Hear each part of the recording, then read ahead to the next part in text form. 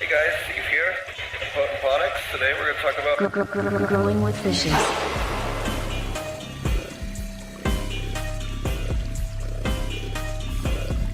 Growing with fishes.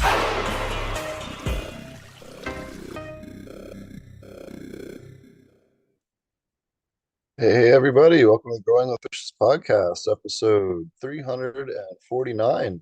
Back again with us is Mr. Growit. Thanks for joining us again this week. Hey, thanks for having me on, man. 349. Wow, that's a huge accomplishment, man. Congrats. That's amazing. Yeah, it's almost as crazy as yours. You actually get approaching 300,000 subs. I think the last time you were on the show, you had just broken 100,000. So congrats to you on that as well. Wow, yeah, thanks. Yeah, I think it's like 285 on my main channel right now. So, yeah, creeping there. Yeah, man. And between your two channels, you're way past that. So That's true. you're killing it Yeah. over there. Yeah. Well, thanks again for coming on, man. It's always fun to have you on the show. There aren't too many people in the scene that have over 100,000 subscribers on YouTube, and certainly it will be fun to have you on the show today and ask you all about the wonderful things you've been up to. You've been doing all kinds of cool stuff lately. Do you want to maybe before we get into that, just give a quick intro for people that aren't familiar with you and your content? Yeah, absolutely. So my name's Chris. Most people know me as Mr. Growit. It's kind of what I go by on the interwebs here. I started growing cannabis back in 2010.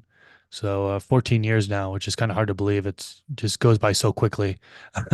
And when I first started, I was growing in soil, Fox Farm nutrients, HPS lighting indoors.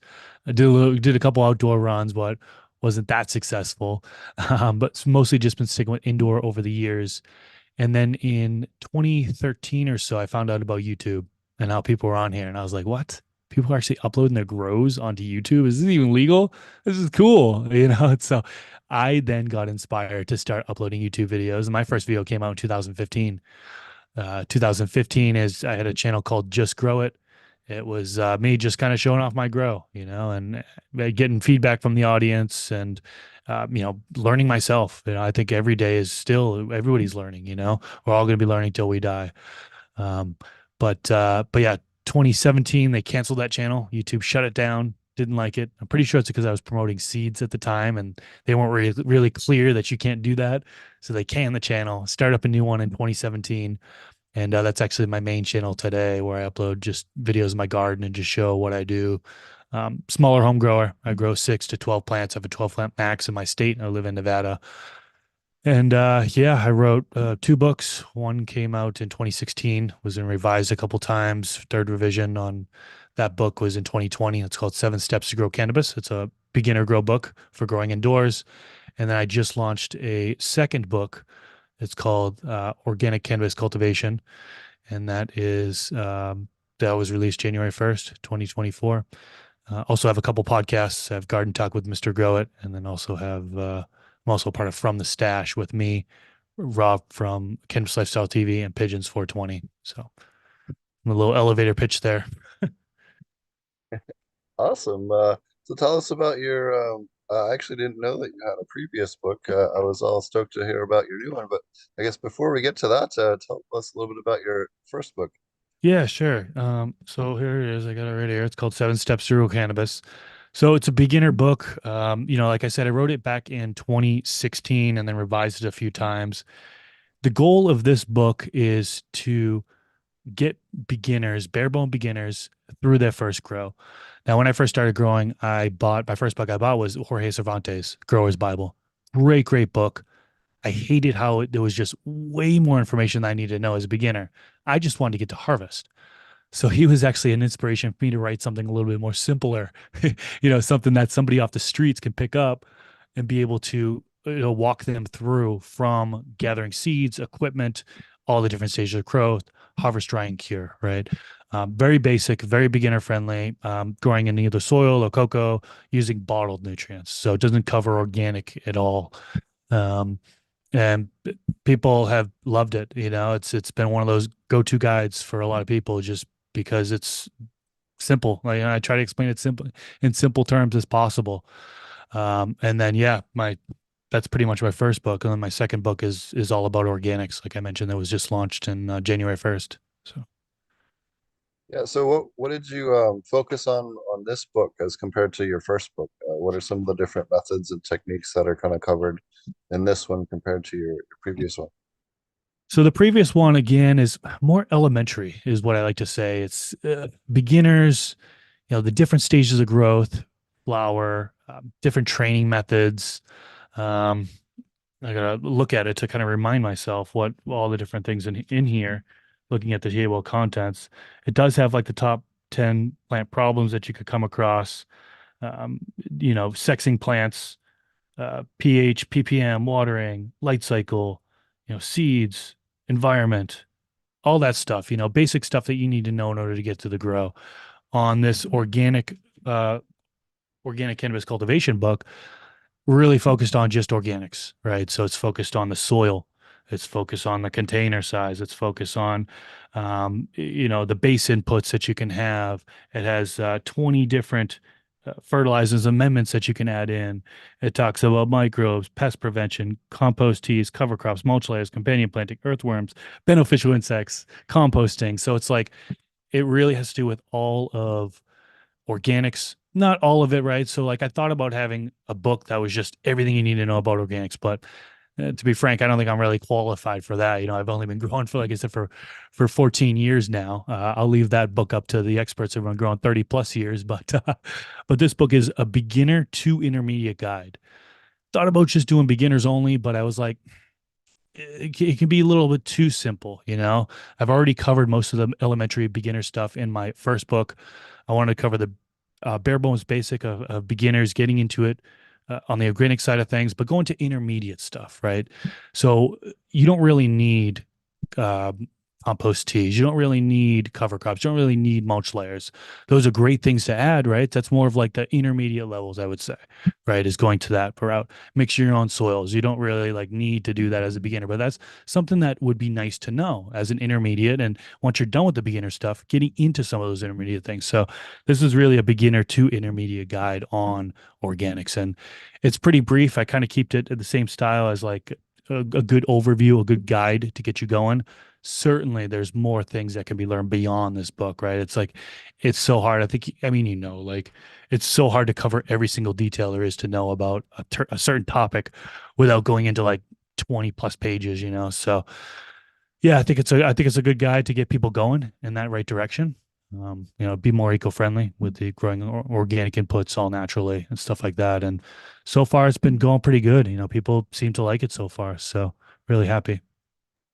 Awesome. What are some of the things that you learned while writing this book? Is there anything that you researched and then really discovered a lot of new, things about it, or maybe something a little bit more in depth, or some kind of other, you know, neat tips or tricks about a certain type of organic method that you learned while you were writing the book?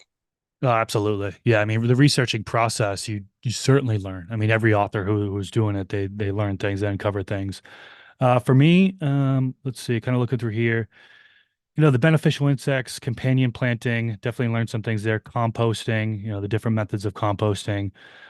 There's 20 different amendments that you can add in that I've put in here, and I haven't, used them all, but I've certainly researched them all and learned and picked people's brains who have used them, and so some of these things I'm going to be venturing onto myself as far as like the soil mixing and trying to balance the soil. There's DIY fertilizers in here as well. So if somebody wants to create like the eggshells for calcium fertilizer, banana peels for a potassium fertilizer, very basic things that people can do in order to kind of get their feet wet in doing their own DIY type stuff versus, of course, going to the store and buying bottled nutrients, for example, or you're even buying like something or your organic input or an all natural input. Being able to do it yourself with stuff that you have around the house would be ideal, right? Composting, same exact thing, right? Get your table scraps and your junk mail, put it into a bin, and be able to compost it with whether vermicomposting or some of the other methods. Also goes over the fermented plant juice and fermented fruit juice, which is an avenue that I need to really get into. I believe you have some experience in that as well. Oh yeah, we are Yeah. huge fans of FPJs. I'm working on quite a few different things in that space for both aquaponics and soil. So definitely a big fan of that. We had a question from chat. Do you include anything about Jadam or Korean natural farming in your book? No, but just the fermented plant juice, fermented fruit juice. Yeah, I'm looking at Jadam book right now, the organic farming one, and I thought about doing a lot more natural farming techniques in here, but kind of decided against it just because I didn't want the book to be a 500-page book. It's 185 pages, so it's already pretty long. I know that absolutely natural farming is certainly a great way to go about it. I kind of have people dip their toes in it a little bit, having the fermented plant juice, fermented fruit juice in there. It does specify there's a lot more that can be learned in regards to natural farming, but natural farming, I think, is a book in itself. I think there's quite a few people that wrote books about just natural farming, the natural way to go about it. A lot of respect to that method. And I mean, geez, who knows if I'll go that way, might go that way in the future. Maybe 5+ years from now, maybe I'll write a book on natural farming. I don't know, but yeah, decided not to really go that deep into things. Try to keep it more beginner to intermediate. Now, I know some people might say, well, you can certainly have this as a beginner method, right? Natural farming, beginners can totally get into it, and I agree with that. But yeah, kept it out of this book. What was kind of the differences between what you set out to cover in your book versus what you ended up covering? Like you talked about trying to kind of prevent what I like to call like feature creep from video game development, but like you were saying, you can kind of get down rabbit holes, and be like, man, it'd be so cool to include that, but you kind of have to like draw the line somewhere so that you actually get the book finished. I know it's a problem I'm desperately having a problem with my aquaponic cannabis book is I keep writing more and more on too many different things at this point, but what are some of the kind of differences between what you set out to do versus what you ended up actually with the final book? Well, I mean, I think one of the things I just mentioned was with the natural farming, right? I really did consider going into that route, but to be honest, I don't really have that much experience in it. So me, researching and writing about it, okay, but I would really want to have that hands-on experience and have years experience in doing it. That way I would be able to speak from experience and not just so much what I've read about. So I decided not to include that. I wanted to get a little bit more deeper into soil mixing. And I was so drawn, so I don't torn to whether or not I should really get deeper into soil mixing, like step by step, how to mix soil. It's very brief. There are a couple soil recipes in there. There's the I had to throw in the subcool super soil in there. I had to throw in the Clackamas-Coot recipe in there. Credit goes to them, of course. But kind of getting deeper into the whole soil recipes, mixing your own soil. That was one area that I left out. I decided to leave it out this time around. But yeah, it certainly is kind of more of an intermediate thing there. Some may say it's more of an advanced because if you're mixing soil and you have an imbalance of nutrients, I mean, you could have some nutrients lock out the other, inhibit uptake, come across deficiencies, and so on and so forth. So I personally wouldn't really recommend beginners to go mix their own soil right off the bat. That's just my personal. I know other people probably would, but yeah, that's one thing that I kind of left out of the book. Everything else, I kind of feel like I got in there that I wanted to get in there, going from the beginners to just getting started into the intermediate side of things to where they can grasp in from, microbes, inputs, the cover crops, mulch layers, companion planting. So yeah, I was able to cover all that stuff. What was like your biggest challenge writing the book, or some of the biggest issues that you ran into, or things that you kind of had to figure out a solution for? I know one of the cool things I thought about that you did with your book was include community participation for the photos and stuff like that. I thought that was a really cool way to kind of involve the community in your writing. What are some of the other cool or interesting things and challenges that you came across while writing? Well, one of the biggest challenges really is just having the time for it. So I now have a daughter, 3 months old. I was finishing writing when she was born, but when my fiance was pregnant, a lot of time is dedicated just caring for her, especially as she gets closer and closer to the birth. So being able to balance the writing with with the actual family time and stuff. That's a challenge. That's worth noting, right? I had some family health issues too. My father passed away last January, and he actually, the year and a half before that, he was diagnosed with cancer. So it was a year and a half battle for me going home. I was flying home almost every month to see him and spend time with him. So that was a barrier. I had to stop writing due to that. But yeah, I did have quite a few people submit in photography. That's one thing I did with my first book and wanted to do with my second book as well. So there's a handful of people in there that have submitted in photography. Some folks that you know very well. I don't know. We name off some names here. We got Tad Hussey, Kiss Organic, submitted in some photos. Matt Powers, shout out to him. Homegrow TV, so Dakota, Mr. Q, Matthew Gates, and then there's a handful of other people which they're not really known. They don't really, they got like social media pages and stuff like that, but they're not like big influencers or anything like that. They just had great photography, and I thought they should get the exposure. So I, allowed them to submit that in. But lots and lots of challenges just from writing the book to collecting the photography. I mean, I did a post on that. I'm not sure if you saw that or not, but listed off some things that I needed for photography, and all I got back was flower pictures. And I specifically said I don't need any flower pictures, and so that was a challenge. And then one of the challenges is self-publishing.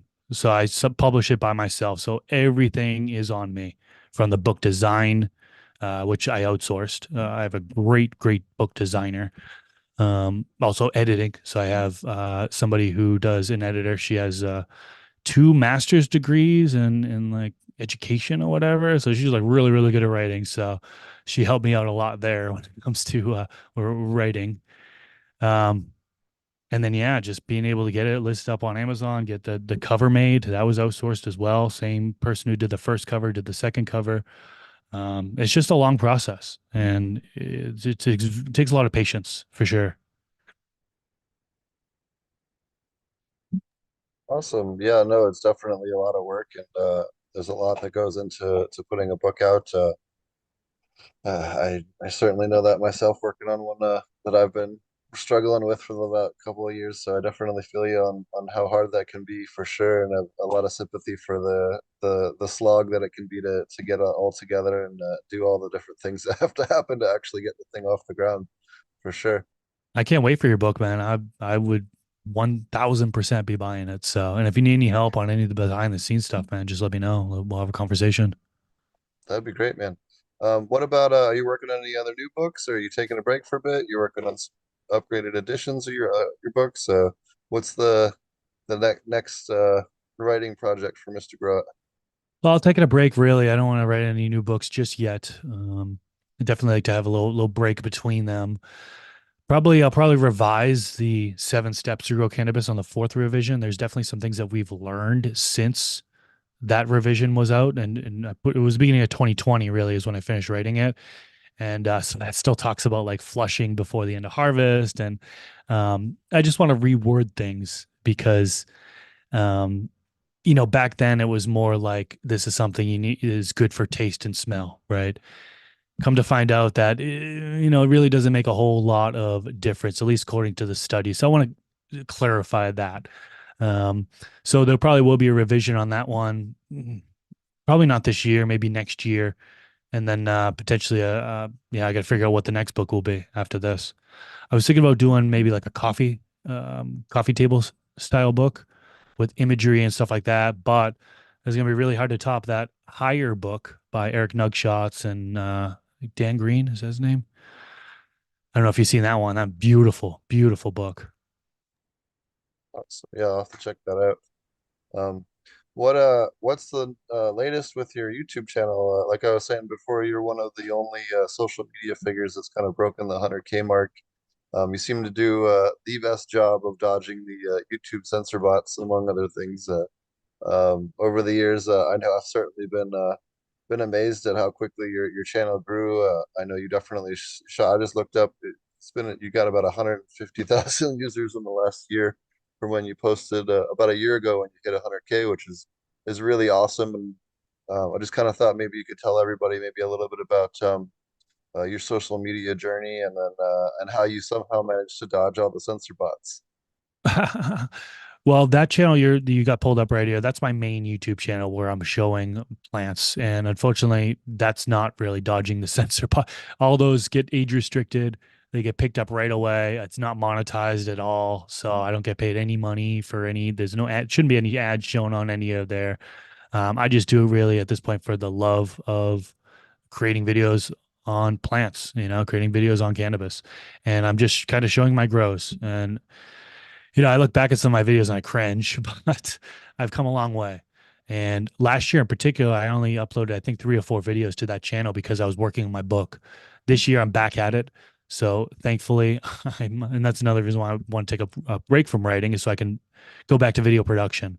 So I have a lot planned for that channel in particular for this year, 2024, and changing things up a little bit as far as the style. And you'll see kind of my style change throughout the year a little bit here, at least the beginning part of the year. Got some really good videos planned. Got like 4 videos in the works already, like in just different stages. Um, I'm really excited to kind of get that channel back and going. My other channel, kind of what is probably what you're more talking about, the Garden Talk with Mr. Grow at that one, kind of dodging the whole YouTube police out there. This one is what I call my clean channel, right? So we try to follow the YouTube guidelines in order to reach a larger audience, and it works. It works. If we somewhat, kind of avoid, I don't show the plants, I just talk about the plants, right? And kind of avoid specifying that it's like cannabis or weed or marijuana, they'll actually pass it, and a lot of the things that we do when we're growing cannabis anyways relates to other plants. So I have so many people that grow vegetables and they tune into that channel and they're like, I get helpful information from it, even though it has to do with cannabis. So the goal of that channel was really to reach a larger audience. So we're able to tap into some of the markets, some of the vegetable side of things, house plants, all that stuff, and show them a little bit about the cannabis world. I think there's a lot of people who, at least I've seen in the comment sections of those videos of growing vegetables, they hate on the cannabis community. It sucks. It's really bad because we're such good people. Like we just love the plants as much as they love their plants. So trying to merge these two communities, I think, is one of the ways that I was able to do it with this garden talk.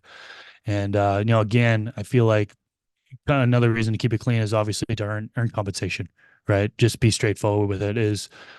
This is you make a living off of this stuff, right? So like ad revenue definitely helps put food on the table. Nobody likes to work for free, right? Filming and editing is certainly a job. Um, so I know there's some people out there like, oh, you're just making YouTube videos. You shouldn't get paid for that. Why are there ads on here? And blah, blah, blah. It's like, dude, do you not want to get paid for your job? Like, what if somebody complains about your job working and saying, why should you get paid for what you're doing? Like, that's dumb. Yeah, in the grand scheme of things, it's like, thankfully I do have sponsors, right? Shout out to AC Infinity, huge supporter of not only me, but there's many content creators that they support because they want to get the information out there. YouTube suppresses us, right? So like, we're limited to the amount of time we can actually spend on making content because we're not getting paid for our work. Luckily, there are sponsors, and it's not just AC Infinity. There are a lot of companies out there that sponsor content and allow content creators to put hours into creating content. And that helps in the grand scheme of things, right? We all want this movement to go towards legalization, and having more content on the internet, normalizing it more is certainly got to help with legalization, more people kind of getting on board, being aware of it, the education that's within these videos of reaching more people. And yeah, it's just the normalizing part of it. So I definitely think there is a piece of what we do as far as content creators that helps with the legal aspect of it.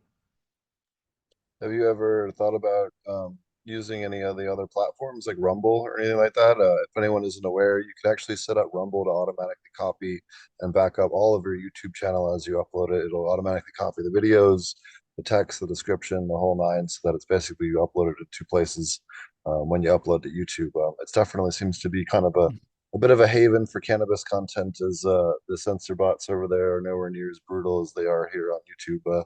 Have you looked at other platforms or just mainly stuck to YouTube? No, Rumble, I haven't really looked deep into. I didn't know there was that much of an audience over there.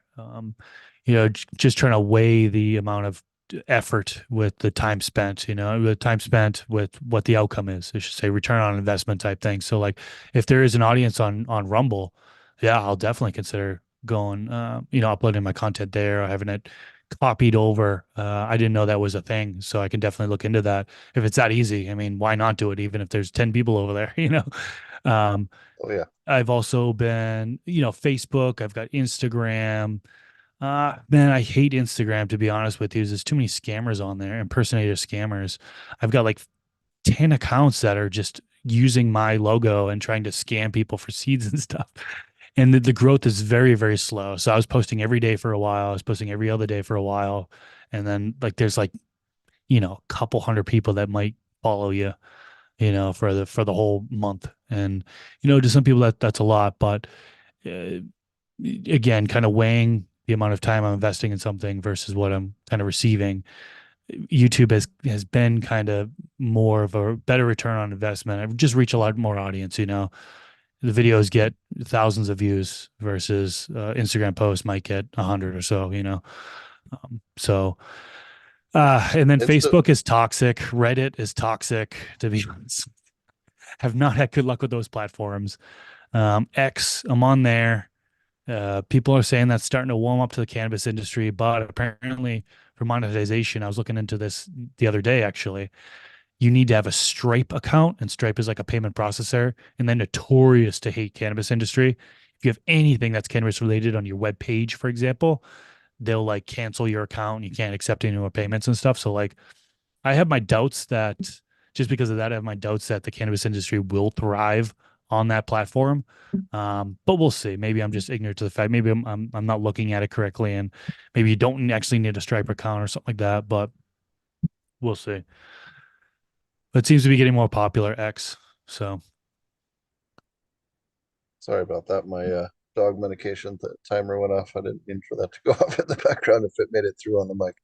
Um, yeah, Instagram definitely can be frustrating. I know I posted a meme the other day and it got like 1,000 likes, and then I posted like uh the Grow AI thing that I've been working on for with a whole team of people, and it got like buried by the content censor bots and stuff like that. It's so frustrating where you can do a long educational post and it'll just get buried, and then you make some smart ass meme post and it's like 2,000 fucking likes in 5 minutes. Like it's just so frustrating.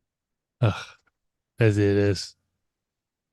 But and what you were also saying too on bridging the gap between the organic communities of cannabis and other things. I know it's definitely fun to kind of see the adoption of natural farming, especially and soil micro biology understanding, I guess in general, has really kind of accelerated in the the vegetable side because of the cannabis having all the money for R&D. I know it's certainly radically changed the aquaponic scene because the cannabis guys have money to research stuff. Like they have an extra grow bed to do the side by sides and things like that. Whereas the lettuce guys are just trying to like keep the roof over their head, right? So the injection of cash really, in the from the cannabis has really helped research across the board. And I know one of my favorite groups to check out on Facebook is a pepper growing group. Some of these guys have better grow tents and grow rooms than like half the cannabis people I know. Like they just are out of control with some of the level of climate control that they do for some of these pepper types. So it's really kind of funny to see the overlap in those communities for sure. It's inspiring. I mean, I follow a couple guys that grow peppers on Instagram, and just seeing just the beautiful peppers that they grow, and they do the training, you know what I mean? They do the training to try to maximize yield, and they've got all these different varieties. And like, there's this one guy, I forget his name, but he was like in a soda can. He was just growing soda cans. And I think he had the roots coming down into like DWC or something like that. But it was so cool to see like some of the same methods used for growing peppers that they do with cannabis, with the training and stuff like that. Because there are certain ways you can manipulate the plant in order to try to get more peppers to bud there, right? Oh, absolutely, yeah. And peppers are a great starter plant if you're wanting to practice before cannabis, or just kind of practice because your plant count is highly limited by your legal restrictions. Peppers really are one of the best allegories for learning that they train the same. You can learn how to clone the same. Like many of the different methods that you're going to learn for cannabis work extremely well for peppers. And some of those rarer peppers, you can sell the seeds for a pretty good price. You can sell the clones for a pretty good price. So like there's a lot of overlap there. That's cool. The Penthes are another one that could really crush it with in a grow tent. So That's awesome. Um, what so tell us a little bit more about your podcast, Grow Talk. Do you have any cool episodes coming up here in the near future that you're excited about? And what are some of the great episodes that you've had lately? I know you had Luna on, which was a great episode recently. We've also had her on the show not too long ago. What are some of the great guests that you've had on recently? Well, I stopped doing the podcast. I don't think I mentioned this last year, and then I just started back up this year. So April 1st of last year, I stopped and went to focus on my book. This podcast does take up a lot of time, believe it or not. Started back up, had Luna on there. I have, just to mention this before I continue on, I have a variety of growers, right? Anybody from a bare bones beginner all the way to experts. And I like to have a variety because I feel like you can still learn some from new folks, or at least refreshers, fresh set of eyes I think can be valuable for sure. So I had Untrained Astronaut. He's like a 2-year grower. That came out a couple weeks ago. Nick Nikolaev. So I know you know who he is, right? He's got the carbon-based noodle fertilizer, rooted leaf agritech. We did a kind of like a myth busting, a bro science episode, and it was an hour, almost an hour and a half long. And he's real, has a lot of biochemistry knowledge and really just a ton of knowledge about the plant in general. And so we went through all the different things, a bunch of different things in regards to like that were potentially deemed as bro science, right? Like flushing before harvest, darkness before harvest, the 24-hour light cycle. Just we go through a ton of different things, birds chirping, playing music for plants, electroculture. So we get into a ton of fun topics, and he just breaks down his opinion and some science behind those tasks. So I really like that episode. A lot of people really like that one as well. I've had some really, I call legends on the podcast, man. I had Dr. Bruce Bugby on the podcast a couple years back. I had Jeff Lowenfels on the podcast. Those like some big names that I really am proud of. Trying to get Jorge Cervantes on there. I think he might be scheduling something with him. I've got Jordan River coming up in a few weeks. He's from Growcast. Got Dr. Allison Justice coming up in February. I'd like to get you back on the podcast if you're willing to come back on for part two. For those that don't know, me and Ponics, we did one on aquaponics. So that was a really, really good episode. And we'll get you back on here soon for sure. Maybe we can talk like organics or something like that, because I know you're not just I think when I first got you on there, you were like, oh, let's talk about something beyond aqua. It seemed like you do want to talk about something beyond aquaponics.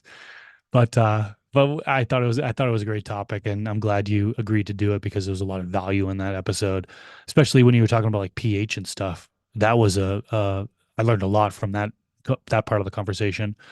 I'm really glad you explained that one. But let's get you back on if we can. Oh yeah, I'd love to come on, talk about green natural farming, working overseas in kind of crazier environments, and also talk about too the copyleft cultivars Grow AI that we've been working on really hard, that we're going to be launching here in the next month or two, more publicly, but we have early access to at the moment. Everyone can check out copyleft cultivars on Patreon if you want early access. But yeah, got all kinds of cool stuff we've been working on the science side. Um, uh, Awesome. any other guests that you have in the near future that fans of your show can look forward to?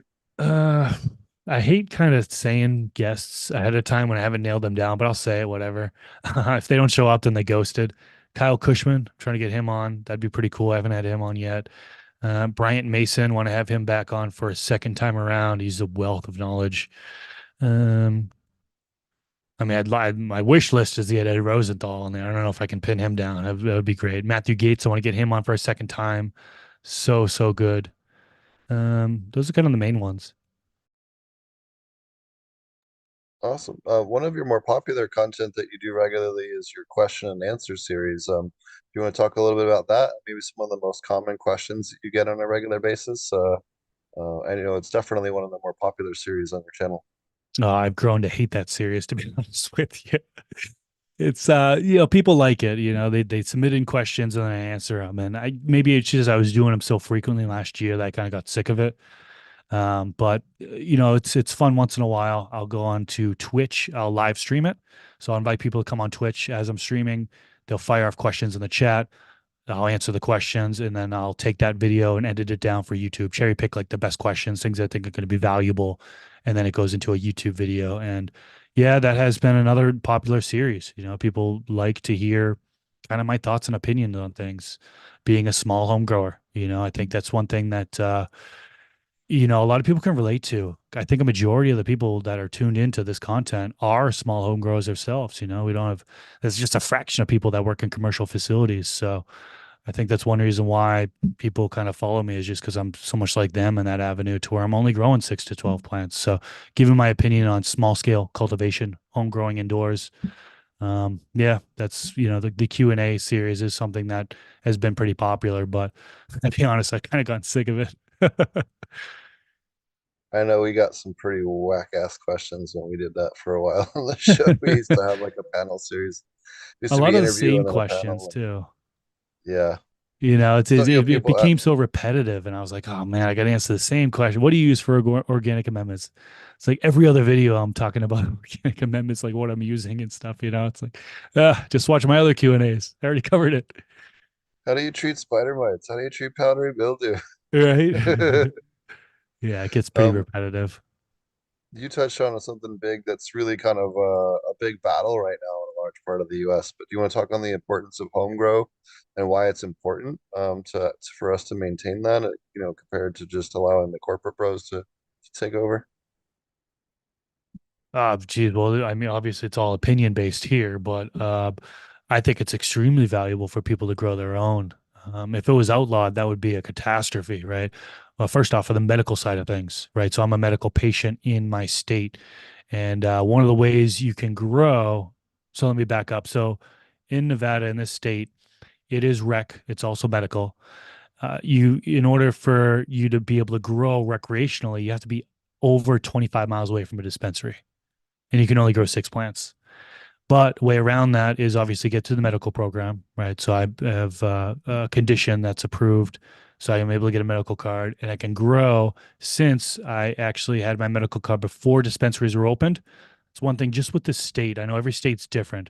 So with Nevada, you're allowed to grow if you're a medical patient and there was no dispensaries around when you became a medical patient to begin. And then also, if the strain that you're growing isn't available in the dispensary. So, like the strain that you need for your medical condition isn't available in the dispensary, well, then you can grow it. So yeah, I'm able to grow it locally here. It sucks that other people aren't, people still do, right? But I really would like to see the laws change to where anybody would be able to grow 21 plus. Sure, I'll take that.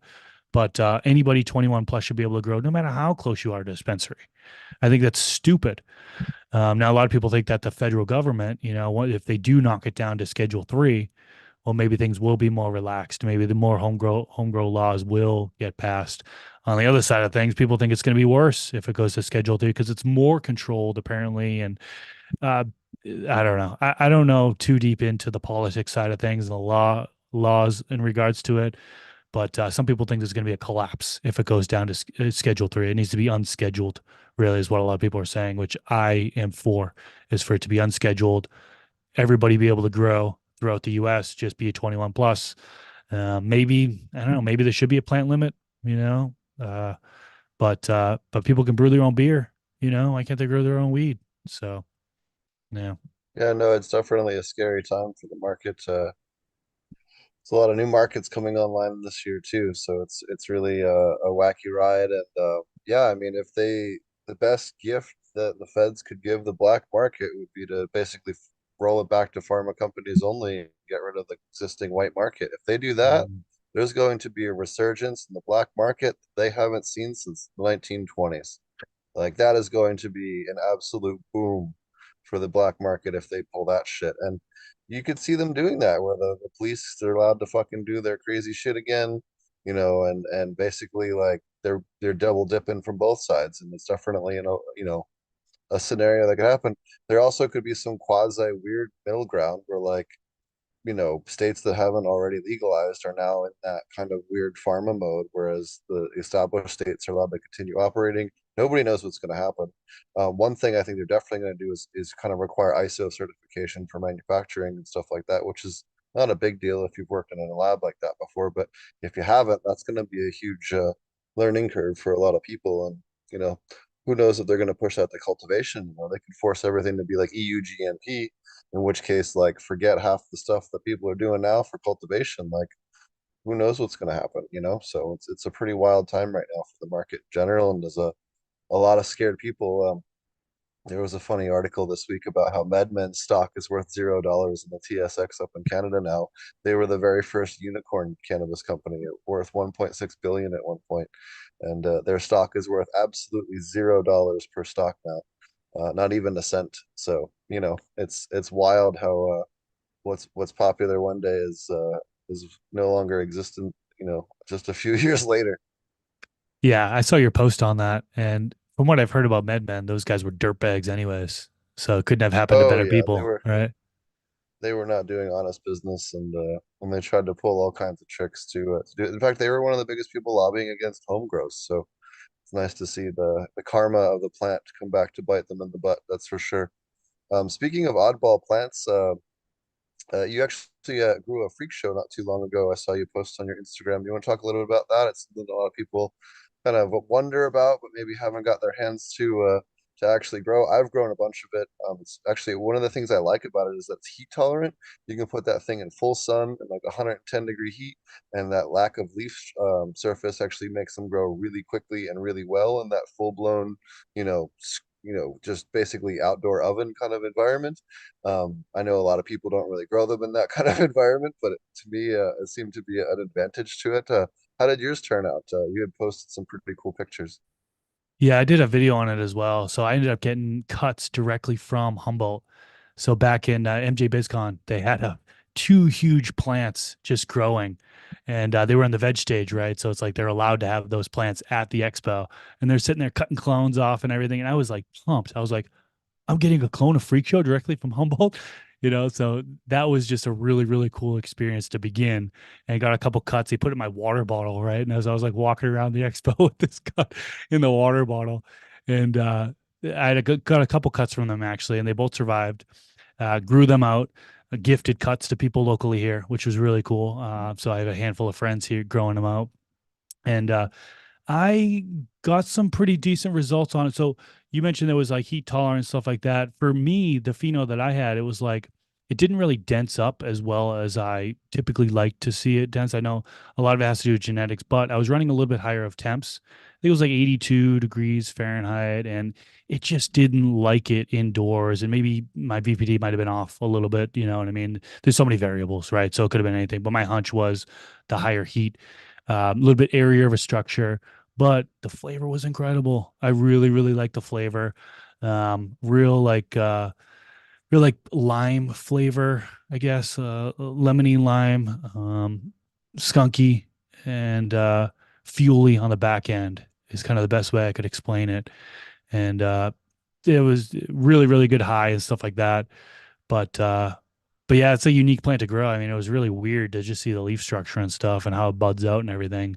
Probably wouldn't grow it again. I know a lot of people are breeding with it. They're trying to get something good out of that, which is pretty cool. But for me, it wasn't really a keeper for me. I respect it. I think really cool what's going on there, and I do like the chemotype, the profile that came out, terpene profile and stuff.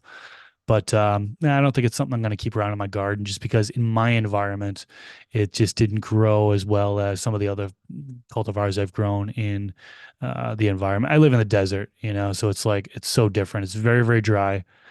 I struggle having pump humidity in there. So it's dry, hot.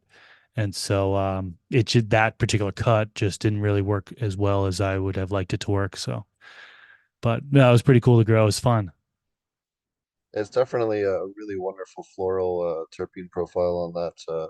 All the ones I've grown had a really nice taste to them. One of the other weird traits to it that I've only seen people report in Thailand, but when I was over there, two different growers told me that you can actually run it kind of like the Reunion Island, where if you keep it at like a 12-12, it'll re-veg back to a veg state and then go to flower, veg and flower, Hmm. like the Reunion Island plants, the Zamal. Zamal will do that as well. but you can kind of keep them growing for multiple seasons without having to tear up the rootstock, which I thought was an interesting trait that I had never heard of at all before Same. this. But I know multiple people that have actually done that with that particular cultivar. So definitely something else that hey, if you mine enough of them, you might find a cool one that has that trait. So That's incredible. Yeah, that's yeah, really cool. definitely a cool strain. What are some of the other shows that you're on? I know you have a great show called From the Stash. If you want to talk about that for a minute, with some other cool content creators, we've had Pigeon 420 on about, I want to say 4 or 6 months ago. Um, might have been a little bit longer than that. These episodes kind of all start to blur together when you do these all the time. So, as you know, Yeah, Pigeons is a character. He's oh man, he's so funny sometimes, man. Yeah, Pigeons 420. We've got Rob from Cannabis Lifestyle TV and myself. So it's the three of us mostly talking about growing, but was really all things cannabis related. So it's not just gardening is what we're talking about. So you can see on the screen now we got one about grow lights. There's one in there where we're talking about kind of what city has the best bud. We talk about Canada versus the USA. That was a good, actually, two people from Canada, two from the USA talking about the different industries and stuff. So anything cannabis related, we talked about like prohibition stories from back in the day when things were like just fully illegal for all of us and like things that we would do or come across. And it's a real fun chat just talking about, all things cannabis related. And we've been going strong on that for over 3 years now. We started November 1st, 2020 was when the first episode came out, and been pretty consistent, one episode every single week since then. And it's a lot of fun to get with those guys and just talk shop. And so awesome. Yeah, that gets posted every Sunday at 10 a.m. Pacific time. That gets posted on YouTube, and then all podcast platforms. I think at 2 p.m. Pacific time on Sundays. awesome. Yeah, definitely. One that I like try to listen to once in a while. I don't always have time to listen to stuff in the lab, but definitely one that I've enjoyed in the past, for sure. Maybe we can get you on Uh, there too. Talk about oh yeah, aquaponics since you love that. Love talking about that so much. oh yeah, or edibles manufacturing or KNF or whatever you Yeah, want to chat. dude, I'm Um, down. That'd be awesome. That'd be really cool to get you on there if you want.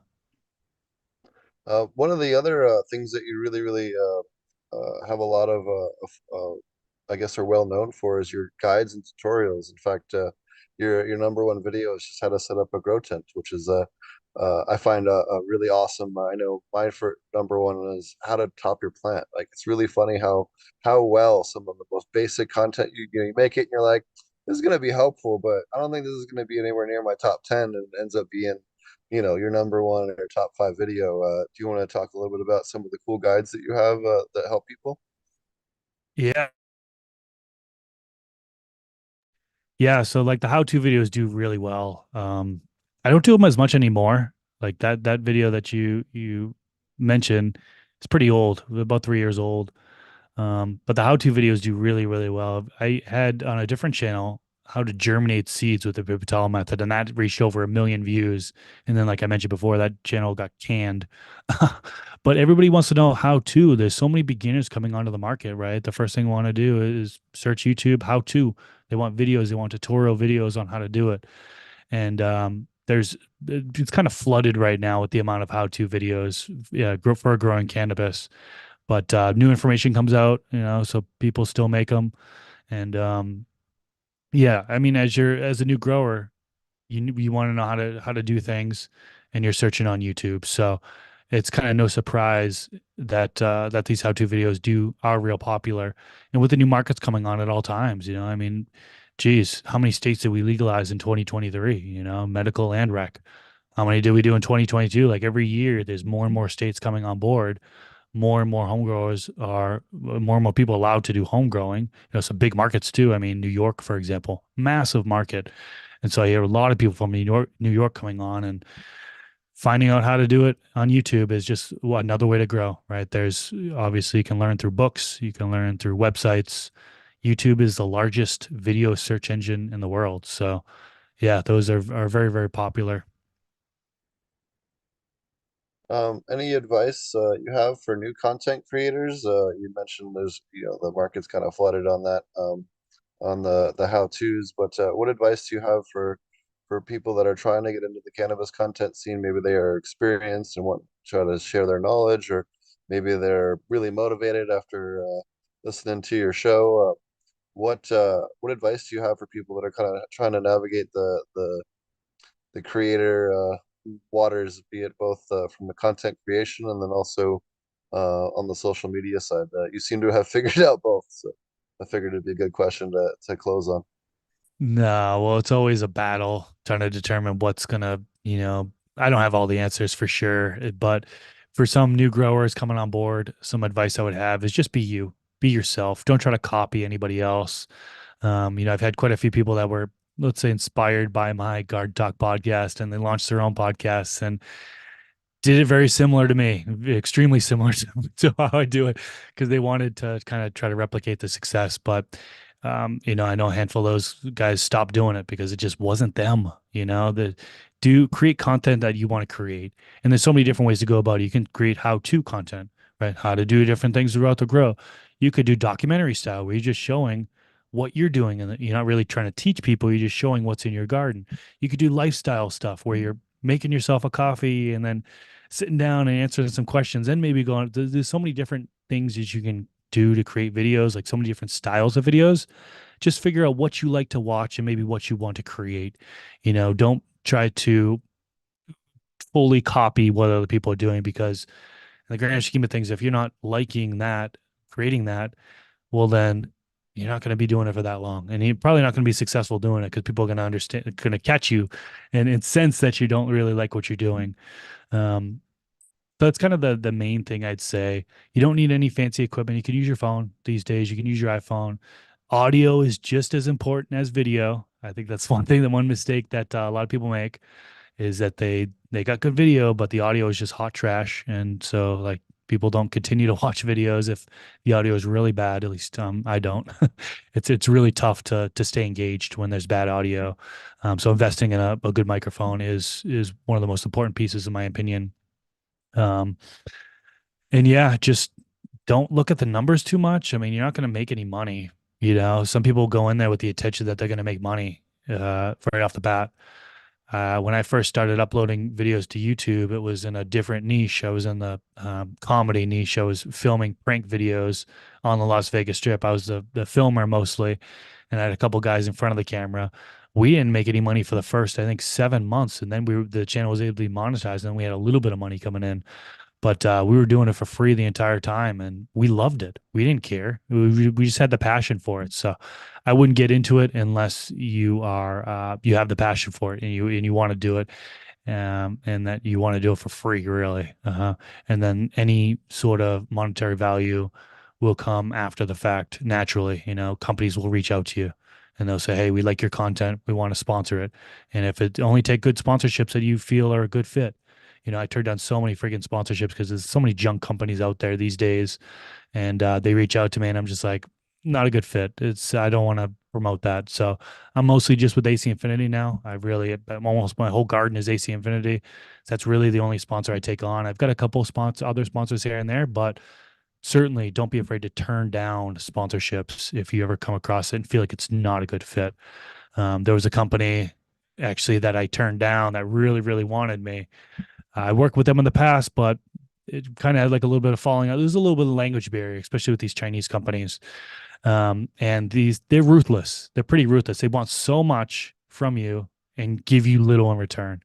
So like, don't get walked over. There's so many companies that are going to try to take advantage of you as well.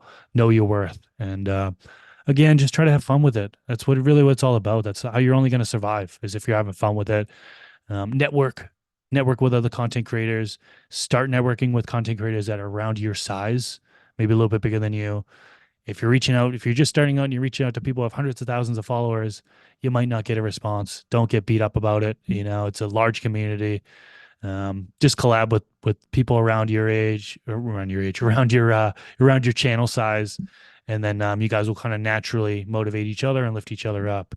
I don't know. That's kind of the best freestyle advice I can give you guys off the bat. So.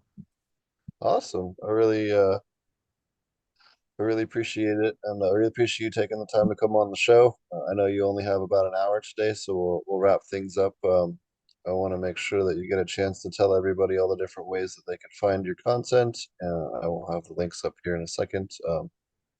There we go. Now it's good. You guys can find him at Mr. Growit, Mr.Growit on Instagram. You can check out his YouTube channel at Mr. Growit. He's also over at Garden Talk with Mr. Growit and From the Stash. You can find all of his books over on Mr. Growit, the author over on Amazon, and get them delivered right to you. Did I miss anything on that? Well, MrGrowit.com. I have a website there. Also have Stash Blend. If you're looking for an additive, it's a 215 additive. Also has some mycorrhizal fungi in it, beneficial bacteria, silica, humic acid. So yeah, additive that I helped formulate with George Marty was the lead scientist on it. We partnered with Growers House, and also Rob and Pigeons from the Stash. We all kind of got together and have been testing and using this product for coming up on 2 years now. It's kind of crazy, but it was just released last summer. So that's pretty much it. Yeah. And then sign up to the email list. If my website is showing it on there on the very bottom there. If you sign up there, I'm have an email list going that I'm trying to get better and better and better at, a weekly email list with updated information, content I'm doing, cool products that I think are cool, that are new, that you might not be aware of. Yeah, the email list is going strong. I now have my fiance working with me, so I'm able to do some of the things that I've been wanting to do for many years. And one of those things is an email list. And so weekly newsletter, sign up to that. Thanks so Awesome, much for man. having That's me what on, man. I really appreciate it. This is always a fun, chill time with you. I'd love to have you on Garden Talk again.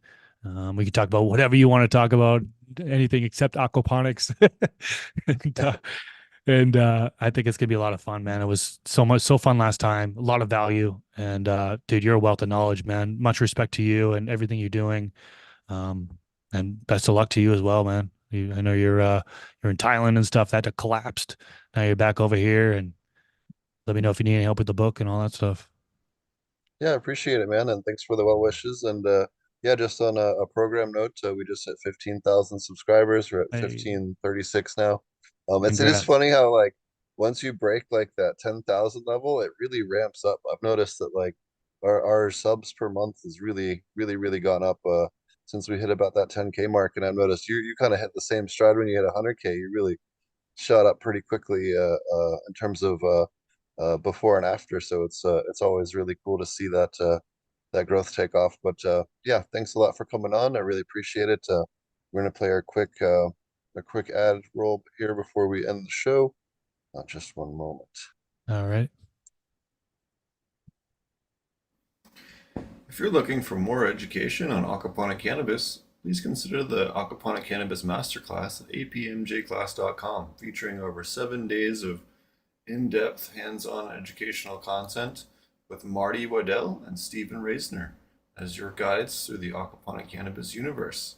We'll cover everything from construction of large commercial facilities, home-sized systems, backyard systems, nutrients, pest control, diseases, everything you can think of, and so much more. So be sure to check that out at apmjclass.com. And if you're looking for aquaponic cannabis or living soil pest control courses, please check out thepestclass.com, where we have a huge in-depth course on pest control, how to make your own biocontrols, as well as in-depth guides and identification guides for a whole slew of different pests that you might encounter in your aquaponics garden. And it's not strictly just geared towards cannabis. It's also geared towards vegetables as well. So be sure to check that out if it's something you think you might need to improve in your education. All right, everybody, and thanks a lot again, Mr. Growit, for joining us. Again, you guys can find him on Mr. Growit and all the things. You can find this show on Ponics or Growing with Fishes on all the platforms, including Rumble now. So be sure to check that out. And like he was saying too, if you are a content creator, listen to us in audio format as well. I know we get about 18 to 20 times the number of listeners of the audio episodes than we do with the video. So definitely check us out on your favorite podcast platform as well. I know Google Podcast is about to end. They're transitioning to YouTube Music. So be sure, if you haven't already resubscribed to us on YouTube Music, that you do so soon, because they're going to no longer have YouTube or Google Podcasts available. So if you haven't made the switch, make sure you migrate your subscriptions before that ends if you're listening on Android. All right, guys, thanks a lot. And we'll catch you guys again. We'll be back next week with Alan Rockefeller talking to us about mushroom genetics. It's going to be really cool. Thanks a lot, everybody.